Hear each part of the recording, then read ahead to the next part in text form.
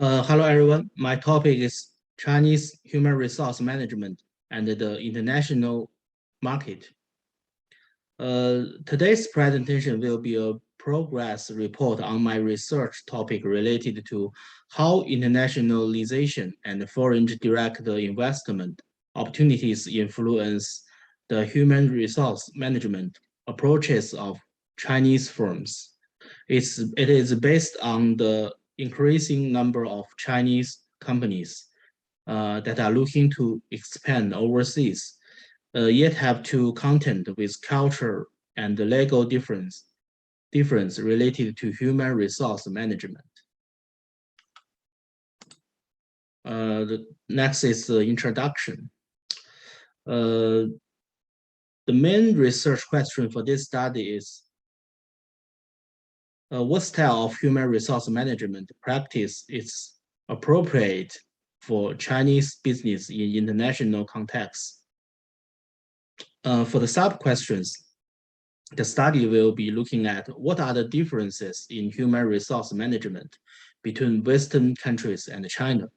The second sub-question is what changes to human resource management practices would Chinese business need to make to be suitable in the current international context?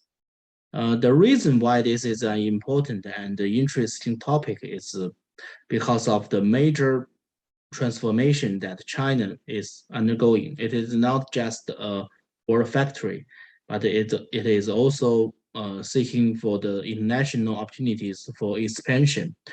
However, because of the fundamentally different cultures between China and other nations from the West, there are critical differences in human resource management that the Chinese companies need to address.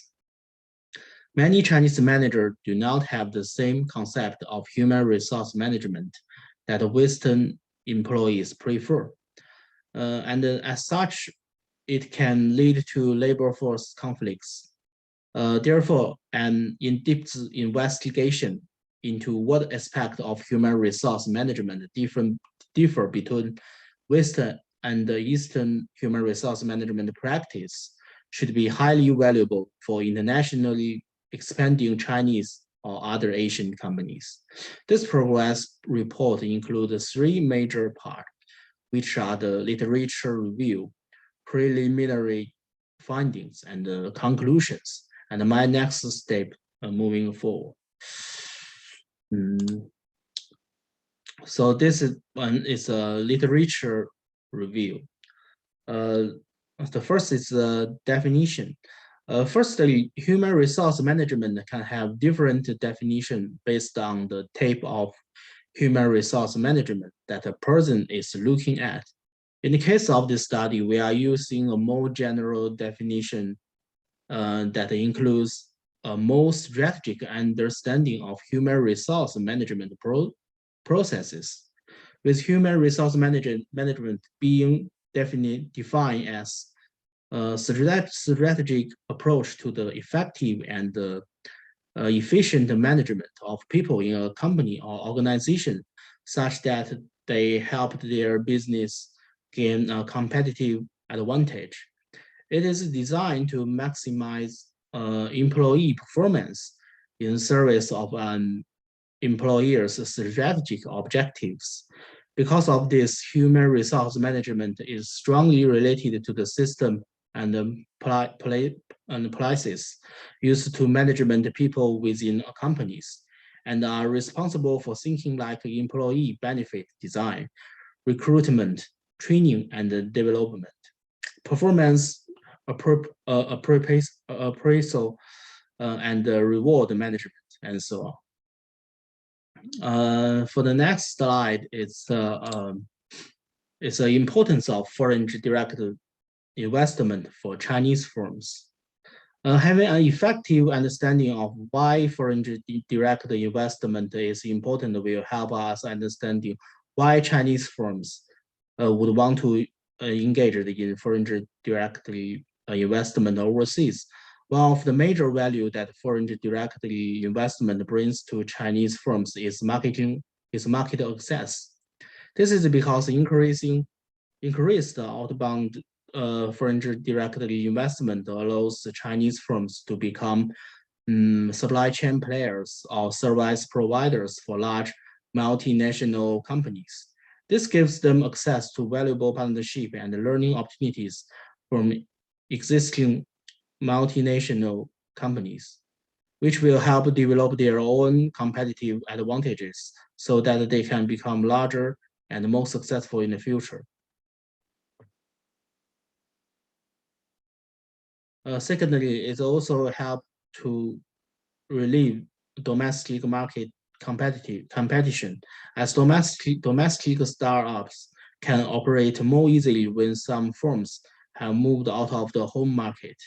As a result of their large population, there are a large number of domestic competitors within Asia that often lead to high levels of market saturation. Because of this, having domestic Chinese company that have the option and ability to expand overseas as born global companies helps to both provide greater opportunities for Chinese firms as well as relieve the competitive pressures within China itself. The next slide is talking about something Western human resource management. In regard to the literature on how Western human resource management is operated, one of the key factors is a lot of employee involvement. In Western countries, organizations have flatter structure, and leaders tend to be more democratic, which makes them more employee-centric. For example, employees are often asked about their opinions and are involved to some level within decision-making progress. The value placed on the employees is part of the reason why there are many more employees union overseas compared to China. Secondly, they also use more individual motivation program.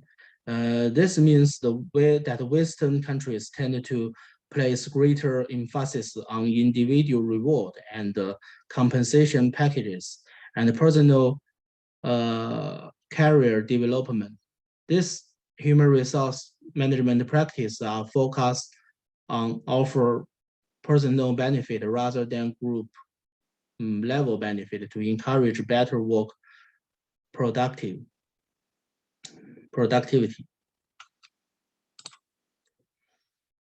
Then I talk about something about Chinese human resource management. However, when looking at the Eastern human resource management, such as in China, we can see that one major difference is their use of the hierarchical structure. In Eastern countries, there is the strict adherence to organization hierarchy, and the leadership style is most autocratic. Employees do what they are told without the employee input, which is a direct opposite of employee-centric structure of Western companies. Secondly, they prefer to use collective rather than individual motivation program. In Chinese company, there is more value for collective reward and steady progression within respect for traditional communal harmony and long-term orientation. Because of this, the focus is placed on the team rather than the individual. Next is my preliminary findings. Based on the current research, we can see three important preliminary findings, which can be summarized in three main differences between Western and Chinese human resource management practice. This include difference in individualistic versus collective incentive program, employee-centric versus organizational-centric structure design. Last is encouragement to explore and develop oneself versus fulfilling your designated roles. For the next, it's preliminary conclusions. This leads to two main conclusions, which is that there are strong differences between Western and Chinese human resource management, both structurally and in the types of programs used. And Chinese companies seeking market share in foreign countries will need to learn to blend their approaches in human resource management. These are based the major differences in human resource management, organizational culture, and will require Chinese companies to develop the ability to blend the human resource management practice in order to effectively operate within foreign countries with foreign workers. This is my next step. In the next step, I think it is important for me to review more literature on how Chinese firms could potentially blend the Chinese and the Western aspect of human resource management in a productive way, because this will be key to providing useful information to Chinese companies looking to expand overseas. Secondly, I need to begin searching for business example to highlight how a combination of different cultural approaches to human resource management may work. With a large number of Chinese companies that have already attempted foreign direct investment overseas, there will be some example practice that the company have used, which that demonstrate high levels of efficiency, and should be used as example in the report.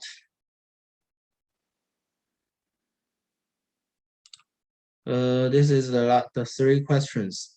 The three questions that I would like to ask include, the first one is, should I focus specifically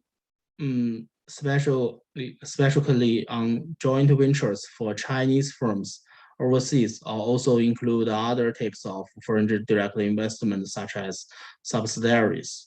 The second one is, should I focus more on differences between Western and Eastern human resource management, or should I focus more on how Chinese firms are currently using blended approaches in human resource overseas?